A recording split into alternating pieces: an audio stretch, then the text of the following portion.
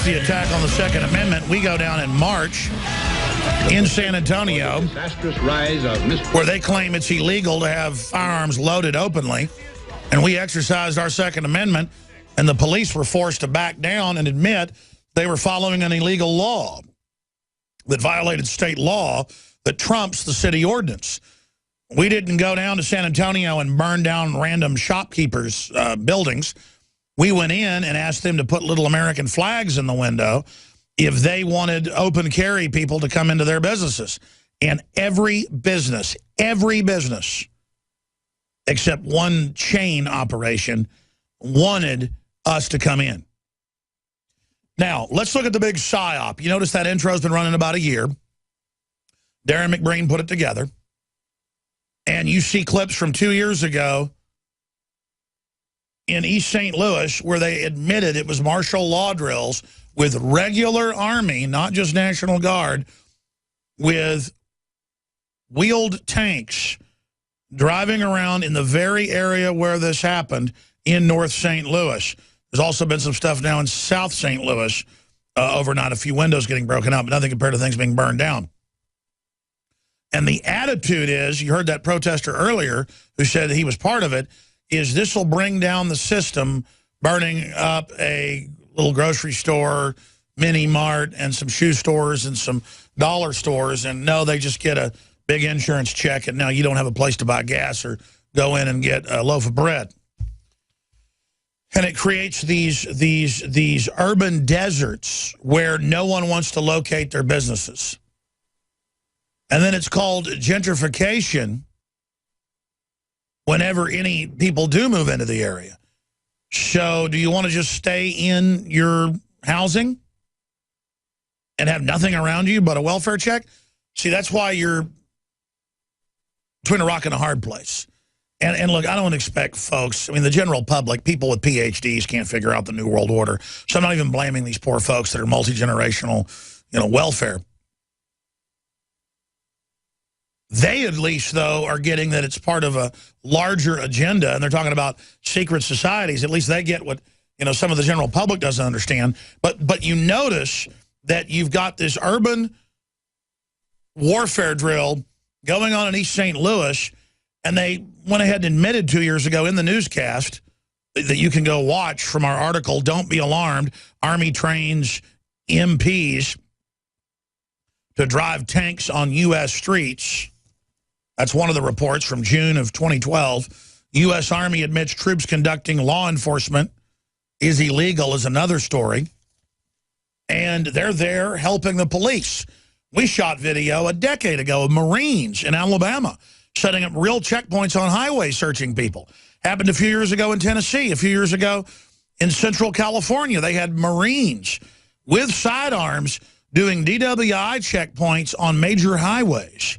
That was in the local California papers. I had the reporters on. So they are preparing the military to be used against the American people, not just for collapse of society, but for DWI checkpoints. Total violation of posse comitatus that's been overturned to a great extent in the last few defense authorization acts under Bush and now Obama. But when you see urban warfare drills all over the country with troops on the streets and helicopters and National Guard and regular Army and State Guard at the Kite Festival or at the Symphony Orchestra or at the football game, searching bags while the border is wide open. A real terrorist would walk up to the line of people that's most concentrated and blow themselves up there. So it's a fake threat. Our government's giving Stinger missiles to Al-Qaeda and ISIS.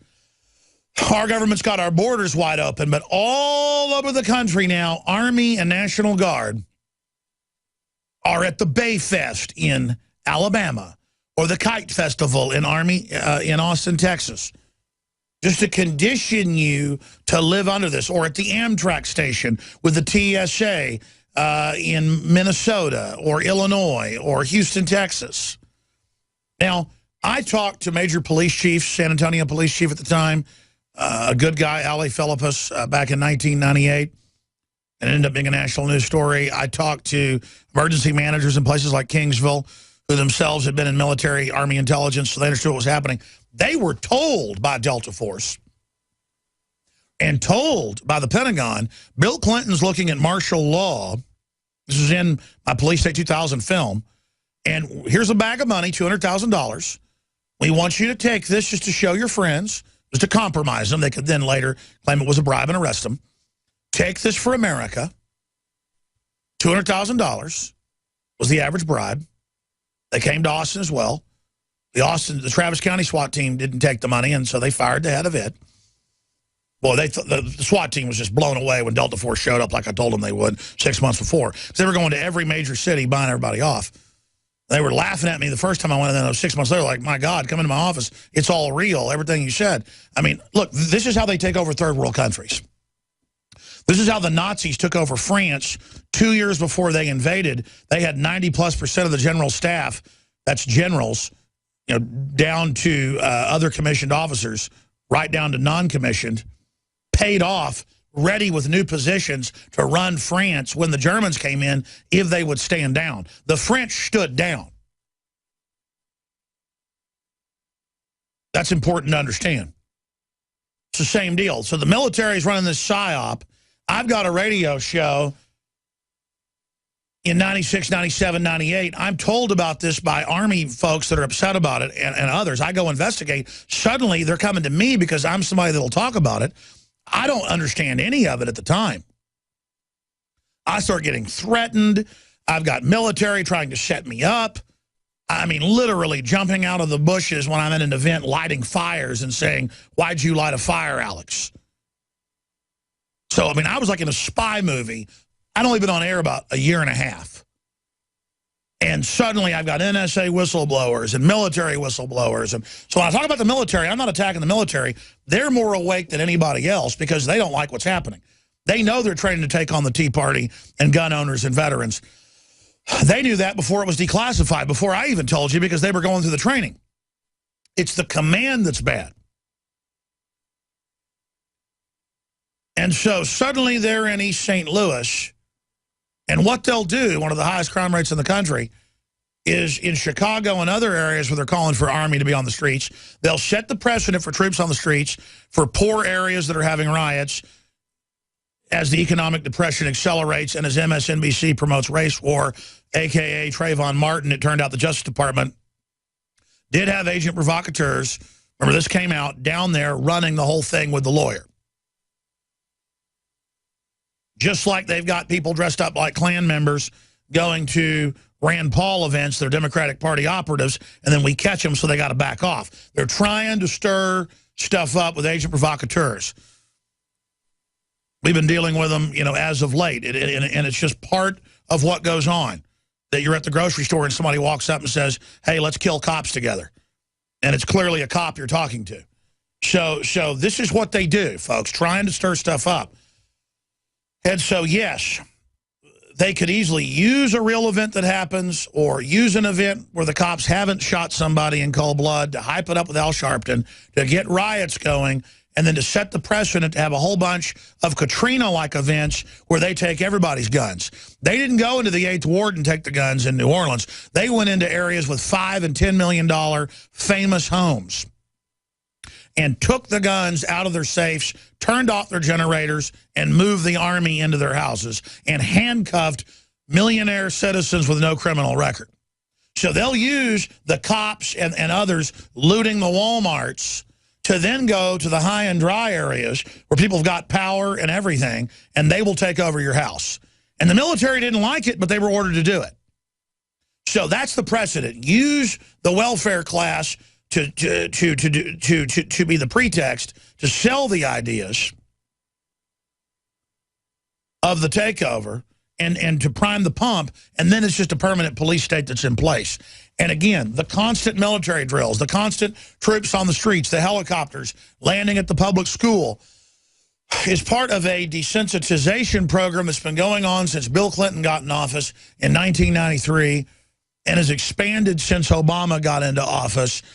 And I remember at the time when I was learning about all this in 1998, watching a show sworn to secrecy that was on television.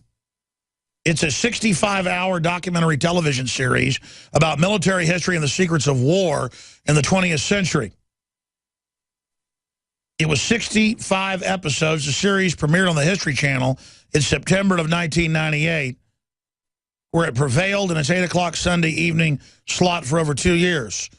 The series was co-created, and it goes through, and it was narrated by Charlton Heston.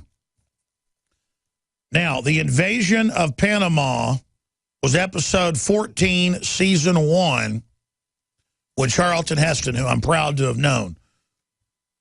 The point is that when you listen to Chuck talking, he's talking about how they psyoped the Panamanians before they actually invaded for a year before they did it. And then they said that the Panamanian government had kidnapped college students, but when the media got there, they said nobody kidnapped us. It was all staged. I'm not defending the Panamanian dictator. The point is that Manuel Noriega started talking about how our government was dealing cocaine with him and that he shouldn't be getting blamed for having a $45 million Swiss mega chalet. And so they simply invaded the country, took him over, and shut him up because the CIA didn't want that known, and used a bunch of high-tech weapons to just indiscriminately blow up whole highways of people.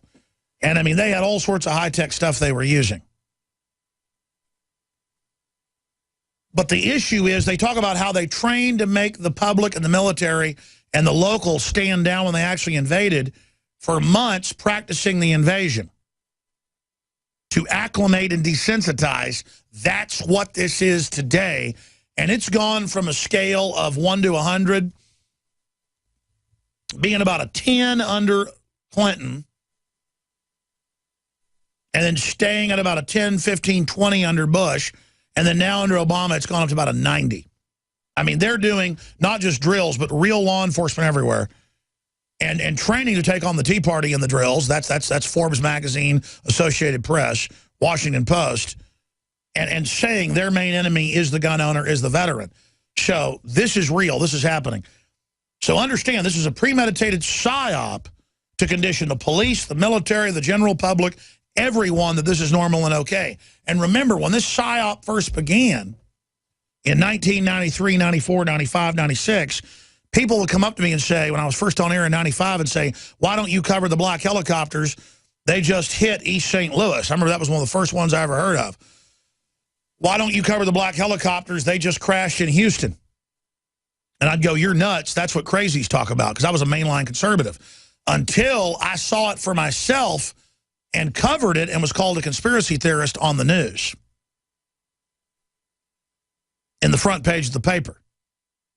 And then suddenly had like military guys in the parking lot in plain clothes getting on both sides of me saying, you're not planning any terrorist attacks, are you? I was like, excuse me?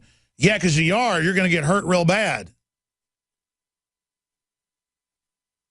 And I mean, FBI agents showing up. I mean, it was just, you know, telling me I better watch it. I'm like, you're with, it's just, there's a secret takedown of America that's now public. They've got the preachers, they've got InfraGard, they've got most of the doctors. I mean, this is bad, folks, and it's not to keep the country safe. The border is wide open. Let's go to Charlton Heston, just 30 seconds from the television show where he broke all this down, sworn to secrecy. Here it is. We were jerking them, and that's what we wanted to do. We would wake them up at 2 or 3 in the morning, and they would go on alert, and they would go on alert, and we were just doing it over and over and over again. It got to the point that when we would do them, they would not go on alert anymore. These sand flea exercises were a major secretive success for Operation Just Cause. The Panamanians were desensitized to U.S. troop movements, allowing the Americans to achieve a greater degree of tactical surprise during the invasion. This is Alex Jones for InfoWarsLife.com. The latest in preparedness is now here. An electrically stabilized colloidal silver solution that can be added to both your home cabinet and preparedness pack alike. Concentrated to 30 parts per million in what has been dubbed the survival silver solution. The new InfoWars Life Silver Bullet Colloidal Silver is the answer for you and your family. And it's entirely free of toxic artificial additives that are loaded into many products. The InfoWars Life Silver Bullet Silver is so powerful that it is concentrated into a 2-ounce bottle and is not recommended for extended continual use. This is not a low-grade formula. We are working with one of the top laboratory manufacturers in the United States to bring you the best form of colloidal silver using electrical processes within a base of deionized water for your preparedness storage or your home kitchen. Purchase your bottle of InfoWarsLife.com Silver Bullet Colloidal Silver today and find other amazing supplements at InfoWarsLife.com.